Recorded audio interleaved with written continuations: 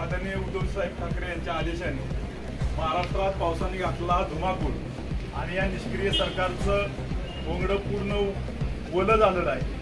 शेतकऱ्याच्या पूर्ण बिगर हिताचं सर्व कार्य चालू आहे। महाराष्ट्रात एवढं पावसानं धुमाकूळ घातला असताना सुद्धा निष्क्रिय सरकार पूर्ण झोपलेलं आहे। आता आमची एवढीच मागणी आहे, ओला दुष्काळ जाहीर करावा, कर्जमाफी करावी ही मागणी घेऊन तहसीलदारांच्याकडे आलो आहे। तहसील यंत्रणा व इथलं प्रशासकीय यंत्रणा एवढी गहाळ आहे, यावरून दिसतं की आज तहसीलदार बी तो उपस्थित नाही। शेतकऱ्यांचं म्हणणं, शेतकऱ्यांची बाजू मांडण्यासाठी इथं आम्ही आलेलो आहे, शेतकऱ्यांच्या प्रश्नाला वाचा फोडण्यासाठी आलेलो आहे। याच्या अगोदर यांना पूर्ण कल्पना दिली आहे, पण प्रशासन किती गहाळ आहे आणि किती बेजबाबदार आहे हे दिसतंय। आज तहसीलदार व त्यांची कुठलीही टीम आहे तुम्ही उपस्थित नाही, त्याचा प्रथम आम्ही निषेध करतो।